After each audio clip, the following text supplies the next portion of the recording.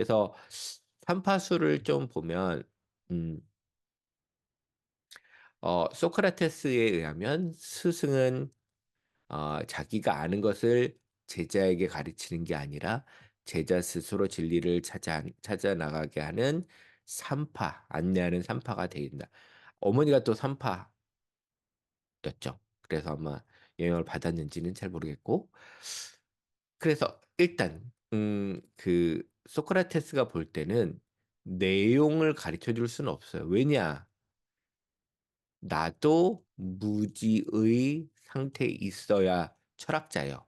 일단 그 어떤 지식을 안다고 확신하는 순간 나는 알지 못하는 게 돼요. 아는 건 유일하게 무지하는 거니까. 그래서 내용보다는 형식을 가르치는 거죠. 뭐냐면 너도 무지함을 알아야 된다. 이렇게 되는데 그래서 그 스승은 아는 걸 가르치는 게 아니라 진리를 찾아내도록 안내하는 거다. 이거 뭐 흔한 말이 있죠. 물고기를 잡아주는 게 아니라 낚시를 해서 이 물고기를 잡을 수 있게 하는 게 더 중요하다. 이것이 바로 소크라테스가 말하는 산파술, 어, 그 아이를 낳는 것처럼 낳도록 해주는 거죠. 이는 마치 산파가 산모의 안전한 출산을 돕듯이 철학자는 정신적인 산파로서 제자를 지식의 진정한 지식의 세계로 태어날 수 있게 해줘야 되는 거죠. 소크라테스는 사람들이 자기 주장을 펼 때 너무 안다고 속단을 해요. 여러분도 뭐예요? 음, 어, 안다고 속단을 하고 얘기를 하는 경우가 있어요. 그래서 제가 봤을 때 딱 한 가지 질문에 열 개도 아니야. 다섯 개만 질문이 던져지면 여러분이 딱 실토를 해요. 저도 그래요. 뭐냐면 난 모른다. 여러분이 정치적인 의견을 표하는 사람들이 있죠. 근데 그또 어떤 정치적 사안에 대해서 한 두세 가지만 물어보면 사실 제가 물어보는 사람, 저도 그럴 때도 있겠지만 그 사안에서 잘 모르고 벌써 판단을 했어요. 이쪽 편은 나쁘고 이쪽 편은 틀렸어. 근데 이 상황을 보지도 않았어요. 그냥 자기 감정이나 느낌적인 느낌으로 저긴 틀렸어라고 생각하면 예단을 하고 틀렸다고 생각을 해요. 그래서 사실은 여러분이 어떤 정치적 사안, 사회적인 문제, 혹은 이제 윤리적인 문제도 여러분 비난을 먼저 던지거든요. 네, 이거 잘못됐다. 이렇게 얘기를 하고 그다음부터 잘못된 거에 대해 이유를 어디서 찾냐? 유튜브 같은 데에서 자기가 보는 채널에서 찾아요, 그냥. 그래서 원래 자기가 예단을 다 해놓고 그런 증거들은 자기와 생각을 비슷한 사람들 혹은 유튜브나 무슨 인터넷 커뮤니티에서 찾아서 자기 생각이 옳다고 그냥 확인하는 걸로 넘어가요. 그래서 한 번도 내 생각이 틀렸는지 맞았는지 살펴볼 기회도 없어요. 그래서 가장 중요한 건 뭐다? 모르다는 거. 그 보통 이걸 제로 그라운드라고 많이 하는데 없는 데서부터 이제 출발해서 다시 올라가는 게 되게 중요합니다. 충분한 검토와 사색을 거치지 않은 채 성급하게 결론을 내거나 자신의 지식을 합리화하는 거죠. 이거는 소크라테스 시대뿐만 아니라 지금도 수많은 사람들이 하는 겁니다. 근데 사람들은 다 이유가 있어요. 가장 큰 건 뭐예요? 바쁘다. 어떤 바빠요? 직장에 살면 먹고 사는데 바쁘다. 학생들은 공부하는데 바쁘다. 라는 이유 때문에 하지 않습니다. 근데 여러분이 관심을 가져야 되는 건 뭐 정치 사회 문제 이런 게 관심이 나면 여러분이 이 바깥에 이 사회 바깥에 존재하는 게 아니라 마치 여러분은 저도 그랬 가끔 그런 생각. 마치 사회를 비판할 때 여러분이 바깥에 존재하는 사람처럼 얘기를 해요. 그리고 뭐 아니면 알지 이렇게 하는데 사실은 여러분이 그 안에 살아가는 존재라면 여러분이 항상 관심을 갖고 아까도 얘기했지만 판단 예단이 아니라 최소한의 몇 단계 지식은 확인해야 요즘에 그 페이크 뉴스나 가짜 뉴스에 속지 않을 수 있을 것 같아요. 그래서 소크라테스는 삼파수를 통해 그들의 지식이 불완전하다는 점을 깨우쳐 주려고 했습니다. 그래서 우리는 모른다는 사실을 알아야 돼요. 소크라테스는 대화를 시작할 때부터 자기 스스로 아무도 모른다는 전제로부터 논의를 시작해요. 그래서 계속 얘기했던 거죠. 그래서 이를 이를 소크라테스의 아이러니라고 얘기합니다. 아이러니는 복잡한 말이죠. 아이러니는 일단은 거리라고 보시면 됩니다. 그래서 나와 내가 거리를 두는 방식이라고 하시면 돼요. 나는 대화가 끝난 후 상대방과 헤어질 때 이렇게 생각한다. 이 사람과 비교해 나는 더 현명한 사람이다. 왜냐하면 우리 둘 다 올바름이란 무엇인지 정의로움이란 무엇인지 모르고 있지만 그는 자신이 아무것도 모르고 있음에도 무엇인가 안다고 생각하는 반면에 아무것도 모르고 있는 나는 내가 아무것도 모르고 있다는 사실을 알기 때문이다. 이것도 유명한 플라톤의 변명인데 이건 소크라테스 얘기죠. 영어로는 apology라고 하는데 그래서 여기서 중요한 거죠. 이게 왜 아이러니냐면 암과 모름 이렇게 돼 있는데 약간 암이 완전 모름보다 더 난 거. 이게 말이 안 되잖아요. 근데 이 아이러니가 사실은 소크라테스 철학의 핵심이 되는 거. 아까 저 했지만 이런 표현 썼죠. 제로 그라운드. 영도시로 가는 거. 이게 되게 중요해요. 그러니까 여러분이 항상 여러분이 잘 모르는 문제가 생기면 이 영도시로 가는 연습을 해야 돼요. 모르는 상태로. 가서 다시 시작할 수 있는 용기. 그래서 저는 이제 골프를 잘 모르는데 골프의 핵심이 공을 쳐서 어떤 방향으로 멀리 정확하게 보내는 거예요. 근데 멀리 보내는 것과 정확하는 건 이제 방향이 포함되어 있는 거죠. 근데 가장 중요한 게 뭐냐면 멀리 치는 것도 중요하지만 뭐보다 중요하지 않다? 어떤 방향으로 보내는 게 훨씬 더 중요해요. 그래서 방향이 틀어지면 항상 뭐요? 원점으로 돌아가서 다시 시작하는 거가 중요합니다. 그래서 일단 다음 제목인데 다이몬이라는 거. 다이몬이는 이렇게 쓰는데요. 여러분이 많이 처음 들어봤을 때는 그랬을 텐데 용어도 중요합니다. 소크라테스는 늘 다이몬이라는 것의 소리를 들어라 하고 얘기를 들었는데 다이몬은 신적인 내면의 목소리입니다. 나 내가 있는데 이게 나라면 내 안에 무슨 항상 나와는 다른 목소리가 항상 있는 거예요. 소크라테스는 다이몬을 자신이 딸을 최고의 신으로 간주했다. 또 소크라테스는 델포의 신전 양쪽 기둥 밑에 새겨진 너 자신을 알라라는 구절을 자주 외우고 다녔다고 해요. 어, 델포의 신전은 음, 뭐 여러분도 많이 들어봤을 텐데 태양의 신 아폴론을 모시는데 세상에 그, 그 고대 그리스인들은 이게 세상의 가운데 중심으로 여겼다고 해요. 그러니까 옛날에 여러분들은 모르는데 이게 옴팔로스라는 옷 브랜드가 저 때는 있어요. 브랜드명이 옴팔로스라는 게 있어서 나중에 저도 알게 됐는데 이게 그리스어로 배꼽이라는 뜻이고 이것도 세계 배꼽이라는 뜻으로 쓰인다고 해서 그리스 각지에서 신탁 그래서 오라클이라고 하죠. 신이 주는 예언을 받기 위려고 사람들이 항상 몰려왔는데 소크라테스가 군대에 있을 때 일어난 일이라고 해요. 어, 그래서 약간은 향연은 영어로는 심포지움이에요. 심포지움. 요즘 지금 뭐 심포지움이면 뭐 학술대 이런 뜻이지만 이때는 사람들이 모여서 술 마시고 이야기를 하는 이야기가 되겠죠. 어느 날 소크라테스는 어떤 고민이 있었나 봐요. 잘 풀리지 않는 어떤 일을 골똘히 생각하고 있었는데 그는 이른 새벽부터 저녁까지 이르러 우두커니 선체 사색에 담겨 있기도 했다. 아까 제가 했었죠. 그 행동은 주위 사람과 관심을 끈다. 그는 이튿날까지도 서 있었고 날이 밝은 태양을 향해 기도하고 길을 떠났다. 그래서 이런 일이 이제 소크라테스 자주 있었나 봐요. 아까도 이제 하루는 소크라테스가 아리스토데모스의 어떤 연회에 가는 길이었는데 소크라테스가 다른 사람하고 가다가 좀 뒤처졌나 봐요.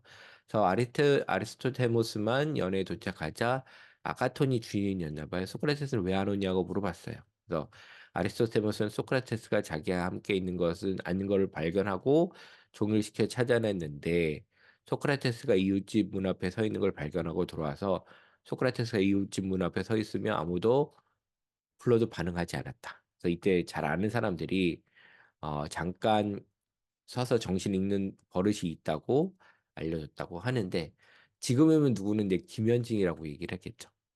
어, 저기 조는구나.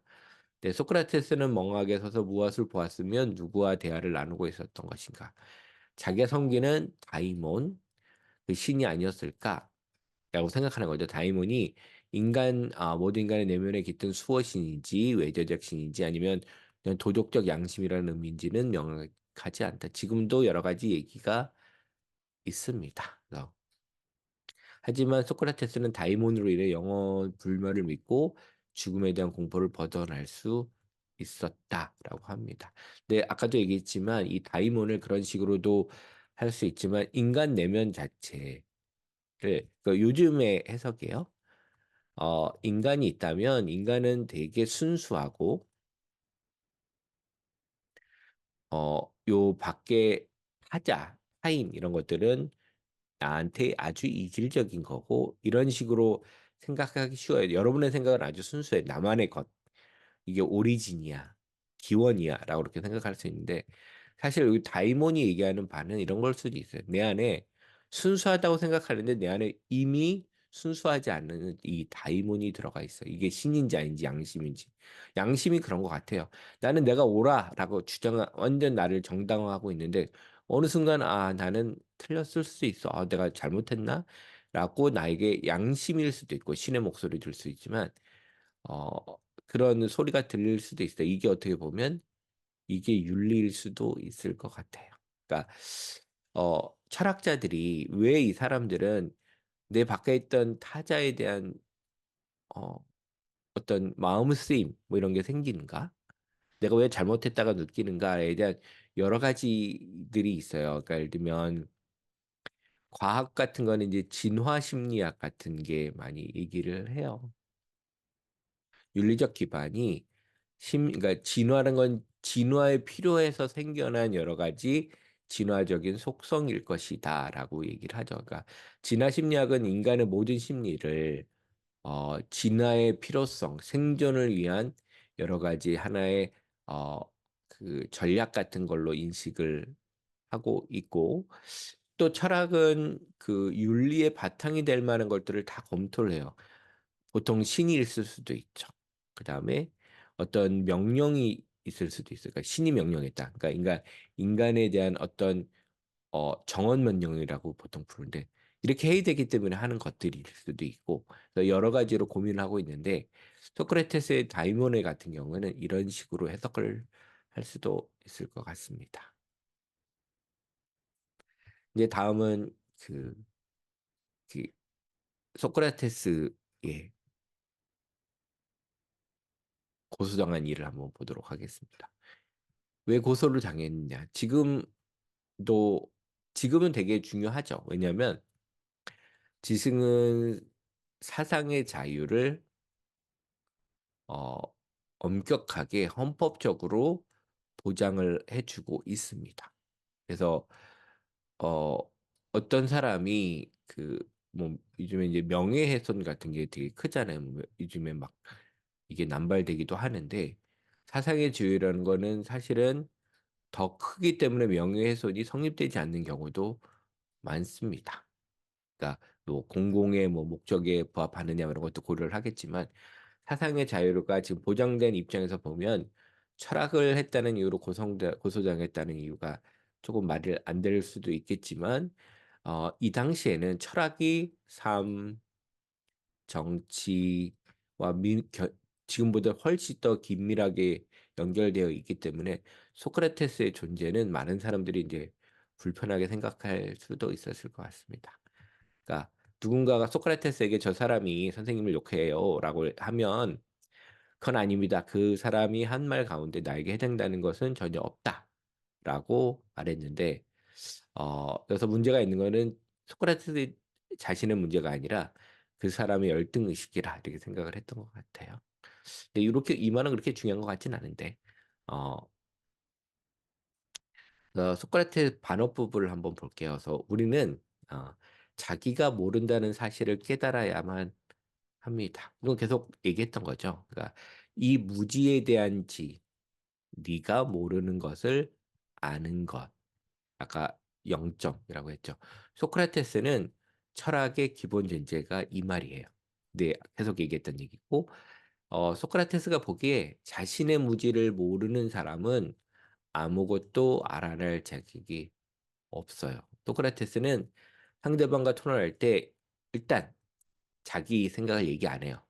일단 자기 생각은 보류하고 상대방의 견해로 들어가서 아무것도 모른다는 사실을 깨닫도록 유도합니다. 그래서 질문을 던지는 자는 소크라테스고 상대방은 항상 대답을 하는 거예요. 그래서 질문 대답하면서 뭐요? 그 상대방이 모름에 그 단계까지 갈 수 있도록 유도를 하는 거죠.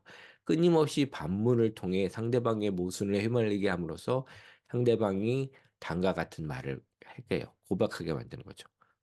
그래서 나는 아무것도 알지 못한다는 걸 알게 됐습니다. 모르네요. 이렇게 됐을 때 어떤 지식이 출발할 수 있다라는 얘기를 하고 있습니다.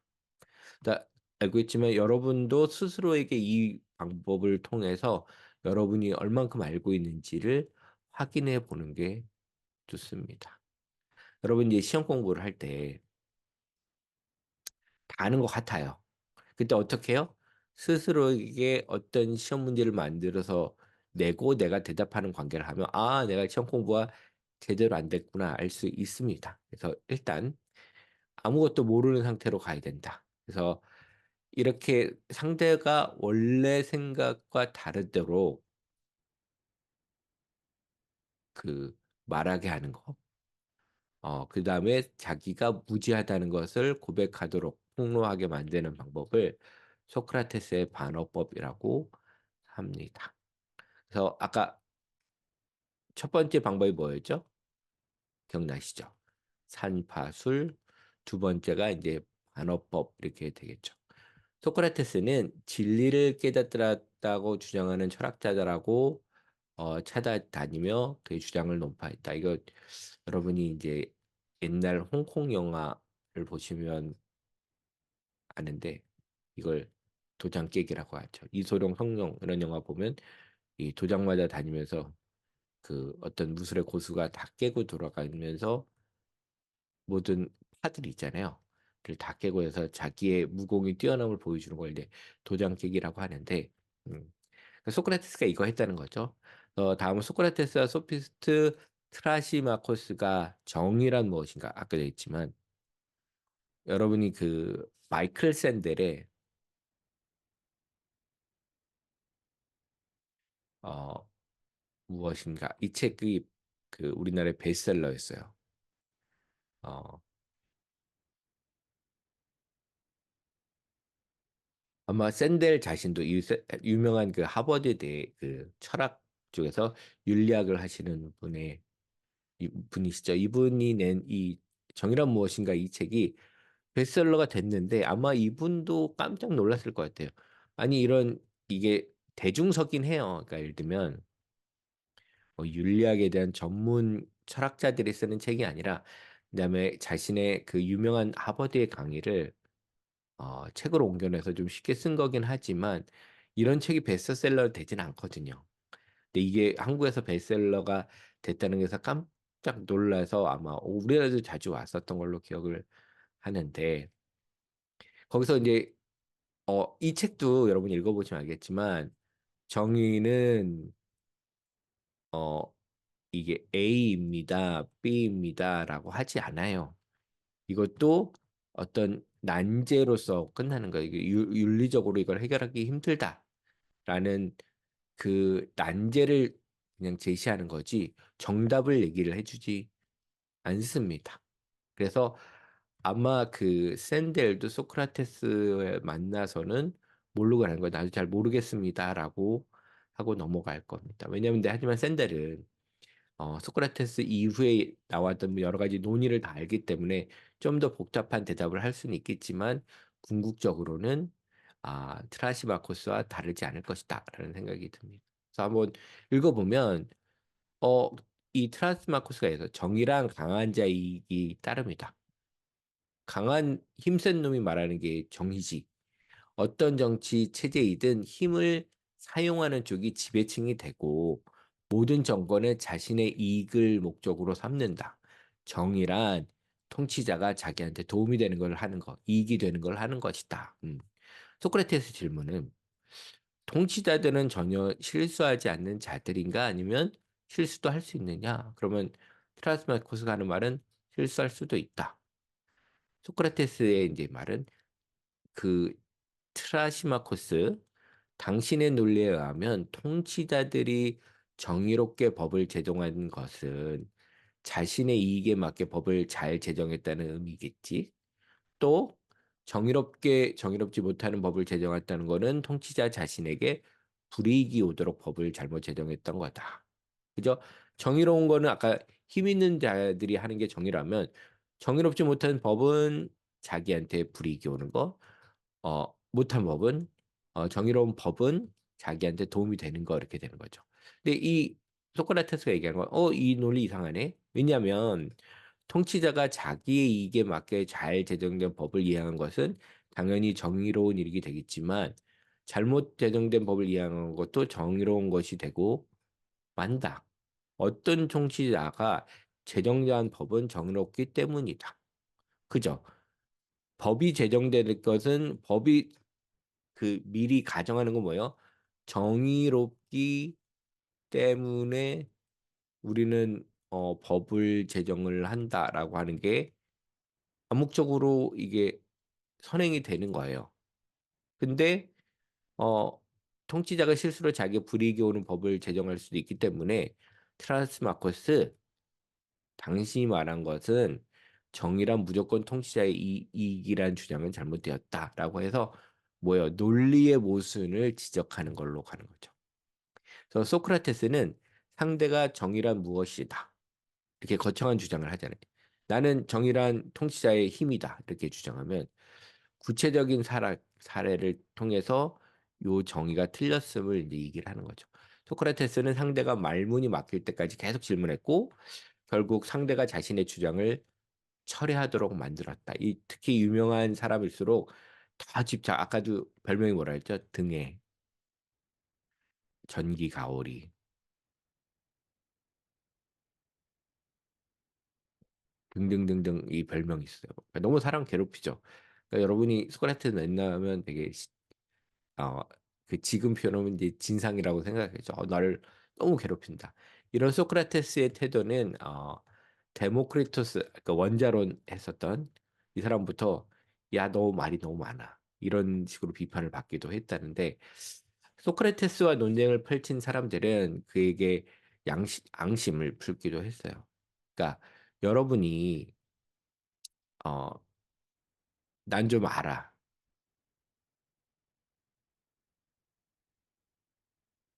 이런 사람인데 소크라테스가 여러분에게 많은 사람 앞에서 이때는 아테네 그냥 광장에서 얘기를 하는 거거든요. 대화를 하면 주변에 친구들이 그 뭐고 이제 아마 다 모일 거여서 다 구경을 하고 있을 텐데 이 질문에 여러분이 포기를 하고 여러분의 무지를 드러냈어요. 창피하잖아요. 그러면 이제 앙심을 품는 사람도 생기겠죠. 짜증난다. 특히 정치가들은 소크라테스를 눈의 가시처럼 여겼다. 그렇다면 소크라테스는 왜 이런 방식의 논쟁을 고집했을까? 그다음에 여러분들도 이 정치라는 것에 무지하게 되면 무시를 받게 돼 있어요. 왜냐? 여러분을 고려하지 않거든요. 그러니까 뭐요? 고려하지 않도록 끊임없이 정치적 권력을 갖고 있는 자들에게 질문을 던지고 대답을 요구하는 거. 이게 정치적인 참여의 모습인 거죠. 왜냐하면 어, 여러분이 선거라는 방법도 있고 선거는 되게 수동적인 방법이거든요. 이제 좀 적극적으로 개입하려면 여러분이 뭘 하는 거요? 끊임없이 질문하는 시민이 되는 게 되게 중요합니다. 뭐 이건 중요한 얘기는 아니고 소크라테스가 소피스트식의 상대주의에 대해 불만이 있었기 때문이에요. 그 소피스트는 상대주의, 소크라테스는 그냥 단순한 절대주의이지 않지만 윤리적인 거에 뭐요? 종의 문제를 항상 생각해서 보편성. 모든 사람이 다 다른 게 아니라 인간의 종은 나름의 보편적인 윤리적 규범이 있다고 생각을 했죠. 그래서 소크라테스는 정의가 일부 계층에 통용되는 게 아니야, 그죠? 인간 종 전체에게 통용되는 보편이야. 모든 것을 아루는 보편적이고 절대적인 거라고 여겼어요. 그리고 사람들은 저마다 주장하는 정의가 편향된 시각의 결과라며 어, 음, 문제를 삼았다. 그래서 이제 이것도 중요한 철학서죠. 그러니까 플라톤이 국가론이라는 아주 지금도 사람들이 계속 읽고 있는 국가론 책을 썼는데 음, 정의란 무엇일까? 뛰어난 정치가들은 그것을 안다고 어, 여긴 채그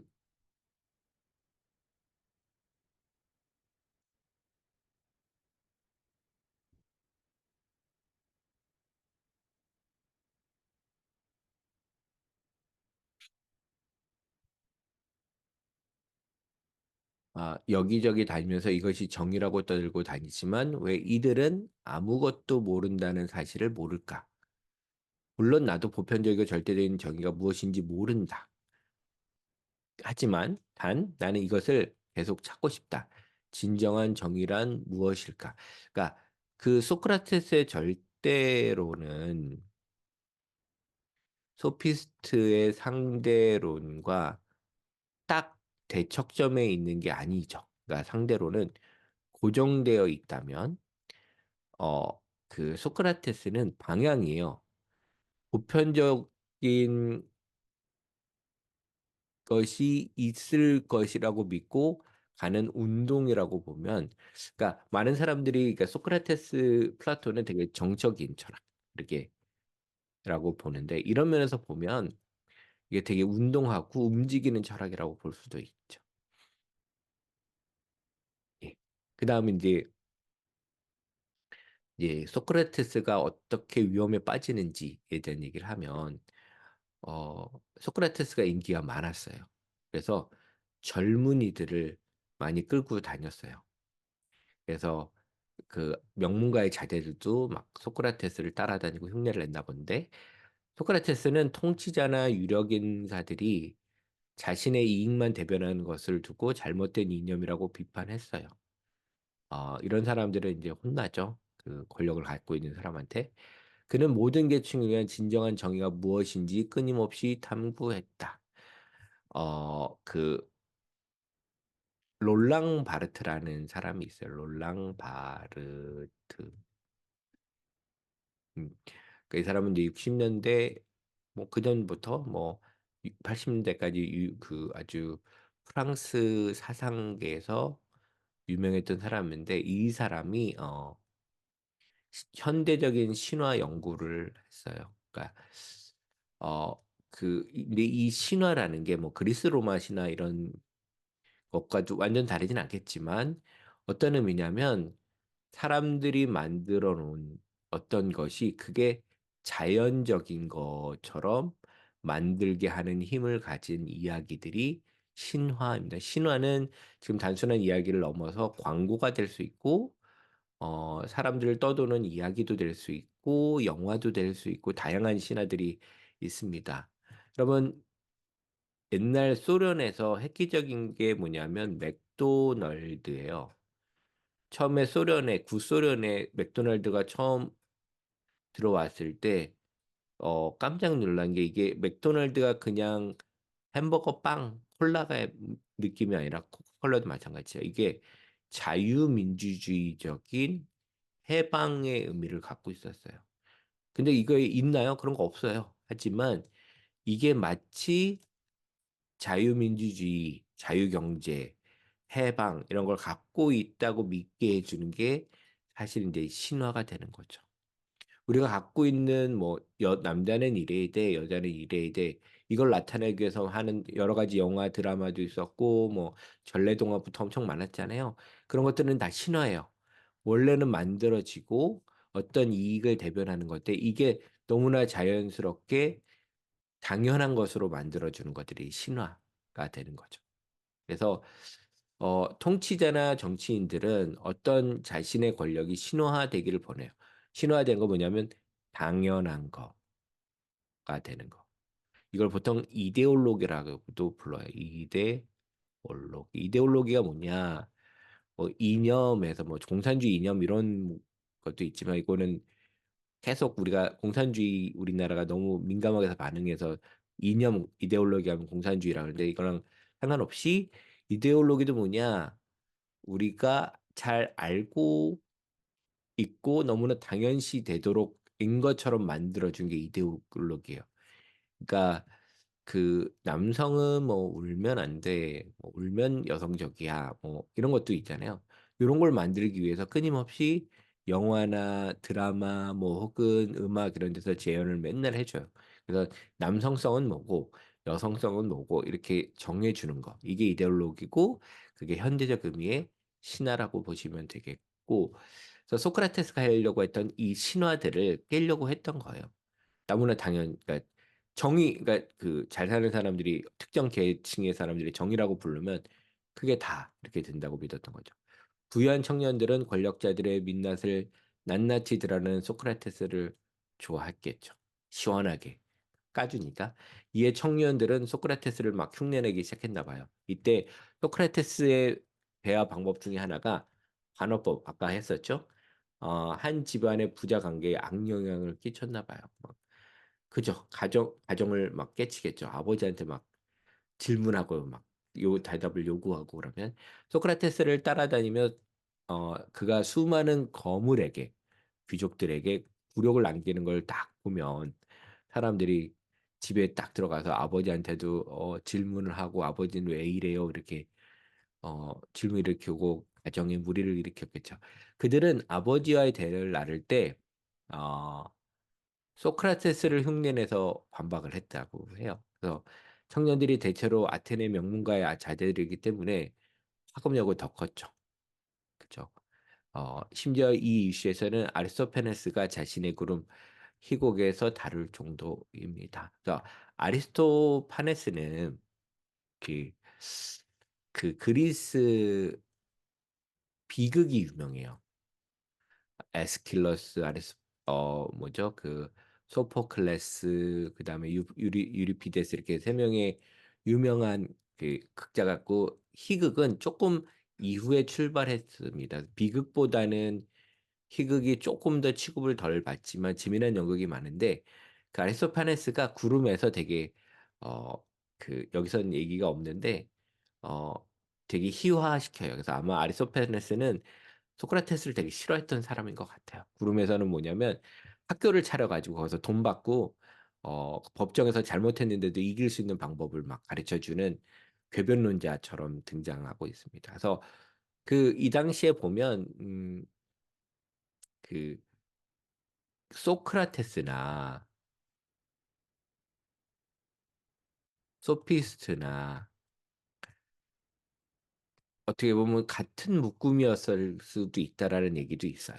그러니까 이 아리스토파네스 같은 극작가 볼 때는 야, 또 똑같이 사람들을 혼란하게 만드는 존재지 너희들이 어떤 철학적인 중요한 의미를 하지 않아라고 부르는데 예, 이 극에서도 이것도 번역이 되어 있거든요. 여러분 궁금하시면 보면 예, 재밌습니다. 이 희곡은 소크라테스의 제자가 부모에게 대들면서 대화를 감행했으며 어른과 지도층 인사들은 소크라테식 대화 때문에 정신 권위를 상실했던 점을 지적했는데 요거를 뭐 이런 거 조금 나오는데 이게 핵심은 아니고요. 소크라테스 이거보다 이거는 웃기려고 하는 거잖아요.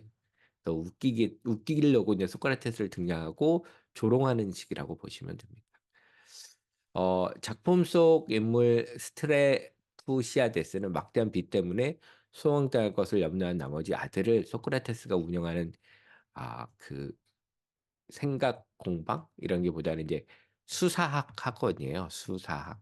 옛날에 수사학은 법정에서 자기가 변호하는 방식을 가르치는 학문이었거든요. 그래서 수사학을 가르치는 학문이고 당시 소크라테스의 수사학 학원은 논쟁 능력을 키우는 데 탁월한 곳이라는 소문으로 명성이 자자했나 봐요. 그래서 스트레프시아스는 자기 아들이 이 논쟁의 기술을 배우면 향후 돈 문제를 둘러싸고 싸워질 법정에서 공방에서 유리할 거라고 생각하고 학원을 보내게 되고 스트레프시아데스의 아들은 수사학 학원에서 논쟁 기술을 배우고 돌아오고 나서 아버지한테 아버지를 막 패요. 그리고 이렇게 말합니다. 아, 새롭고 뛰어난 것을 알게 되고 기존의 법도를 우습게 볼 수 있게 되는 것은 얼마나 통쾌한 일이냐. 교묘한 철학, 논쟁법, 측하는 법을 알게 되었으니 이제 아버지에게 때리는 형벌을 가는 것도 이 때리고 타당성을 증명할 수 있다라는 얘기. 아버지를 때리고 나는 여기서 배웠던 수사학을 통해서 잘못된 거지만 틀린 거지만 옳은 걸로 만들 수 있다라고 얘기를 합니다.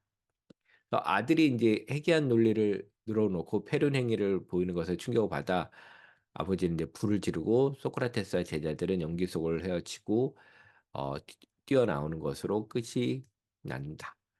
근데 여기서는 이제 소크라테스가 그 단순히 소크라테스가 아니라 소피스트 전체라고 보시는 게 나습니다.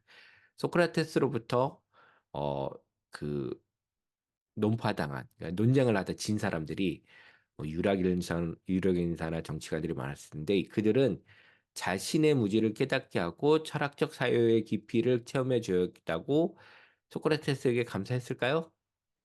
네, 여러분도 못할 거예요. 여러분들이 이거를 음, 여러분이 이제 무지가 드러났을 때 화를 내거나 배우는 사람 두 종류로 갈라졌을 때 화를 내는 사람, 배우는 사람이 있다면 여러분 이제 당연히 저도 이쪽으로 가고 싶을 거예요. 화가 확 나겠죠. 근데 이게 사실은 화와 배움이 저는 이제 분리되어 있다고 보진 않거든요. 사실은 분명히 누구한테 지적을 받고 틀림을 지적을 받는 거는 유쾌한 일은 아니에요. 저도 이제 뭐 학회나 뭐 논문을 냈을 때 그거를 이제 평가해 주는 사람들이 있거든요. 그러니까 평가해 주는 사람들이 쓴소리 되게 많이 하는데 그걸 받을 때마다 항상 이렇게 오래 했어도 참 힘들다라는 생각이 들어요. 그래서 화도 나고 난 아닌데라는 생각도 들고 하지만 여기서 멈추면 끝나지만 이게 다시 또 다른 배움으로 넘어갔을 때 그 의미가 생기거든요. 그래서 여러분도 이게 분리됐다고 보지 마시고 첫 번째 반응은 분명히 화나 짜증, 뭐 분노 뭐 이런 걸로 넘어갈 수 있는데 그 다음 단계가 그걸 통해 내가 어떤 걸 배울 수 있는가로 가면 좋을 것 같아요. 아무리 논쟁이 신사적이고 합리적이고 그렇게 돼도 논쟁에서 지면 넌 나에게 모멸감을 줬어. 이런 느낌을 들 수밖에 없습니다. 그래서 음, 결론은 여러분도 다 아시죠. 소크라테스에서 고소한 음, 사람들이 고소한 이유는 첫 번째 청년들을 타락시켰고 두 번째 국가 신 대신 새로운 신 다이몬을 믿는다는 것을 죄목으로 고소를 했습니다. 그게 나이 70세 봄에 일어난 일입니다.